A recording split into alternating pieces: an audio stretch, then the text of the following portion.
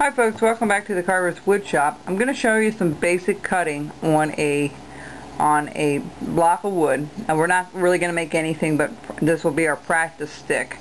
And I recommend that you get an inch by inch, 1 inch by 1 inch by about 6 inches long or so.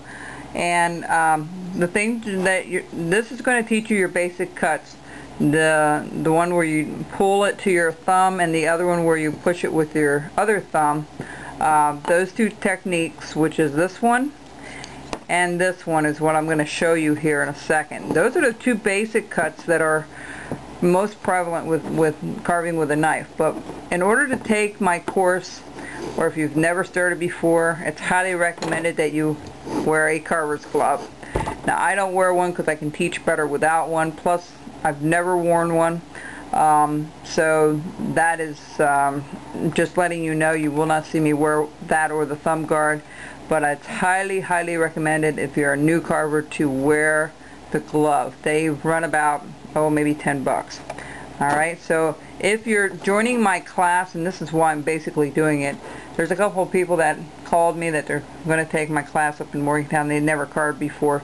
So this is going to show them how to do the basic cuts before they get to the class. So what you're going to do is you're going to take put your Carver's glove on, and you're going to take your knife. And what you're going to do is do the basic cut first, which you're going to hold it like this, okay? And you're just going to cut it, take the knife and pull. See how I'm using my thumb as a stop portion? That's why you need the thumb guard on. But I just want you to chip a little bit out like this. Okay, this is your first lesson. Round each one of those off. Okay, that is your first cut. You're never going to pull it with your arm, with the thrust of your arm. You're never going to push with your arm. You never use your arm in the strength of cutting your wood. You only use your hand and your wrist. Nothing more than what pressure you're doing with your hand like this, okay? It will never be pushing with the full force of your arm. Okay, those are two no-nos. The other no-no is the type of knife that you use. You will never ever, do not use, as a beginner, never use a pocket knife. It can fold on you. Use a stationary knife as you see here, okay?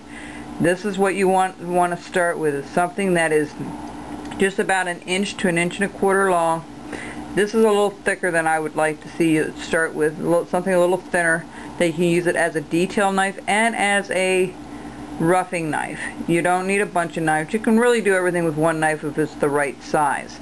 Okay, so again, what I want you to do is just put your thumb guard on and your glove on, and just try to pull this to yourself just like you see here. Okay, see how it's just going ahead and cutting it without really not a whole lot of force. If your knife is sharp enough, then you should be able to do it. Now the other cut, we're going to turn this around just like so, and we're going to cut away from this. Again, we're not going to use the force of our arm. We're going to take, you're not going to do this. This is a no-no. You know, this, you have no control. That knife can be slipping off and going anywhere. Alright, what you're going to do is you're going to take your other thumb, you're going to rest it up against either the blade, or usually I do it on the edge of the end of the wooden, the handle part, but you can also do it on the blade. And just use it as like a pivot point. See how I control that knife? That is how you control the knife, folks. Okay? That's how you do it. It's just very simple. Okay? Just get used to using this as a pivot. And, you know, and you can use it as you want to push. See how I'm pushing it through?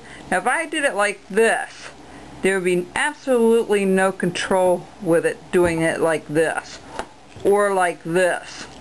Your thumbs are really the controlling portion, okay? So what you want to do is just do a little slivers. You don't have to take a lot off at one time. It's not a race.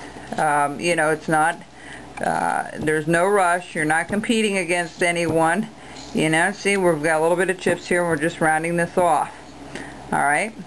So remember, we're going to do it this way, with this being our stop cut, okay? and your thumb being the actual stop cut, see? And then you're going to turn it around, and you're going to, now I know this might be uncomfortable. I understand that. What you want to do is just keep practicing it, and believe me, I don't even think about it. I flip it around and I can tell. The other thing you have to learn is how your grain is running. This grain is running this way, okay? Back and forth this way. So when you are cutting, say you want to cut this way, okay? See how this is tugging? It's not going anywhere because you're going against the grain. Then you're going to have to turn your knife around and go the other way, okay? And so if ever you feel a tug like this, like when you're carving and you feel like you're going against the grain, you're going to have to turn your knife around and go the other way. And the same holds true if you're cutting this way with your knife, with your thumb. If it feels like it's pulling and it's not going through right, you know you need to turn your blade around and go the other way, okay?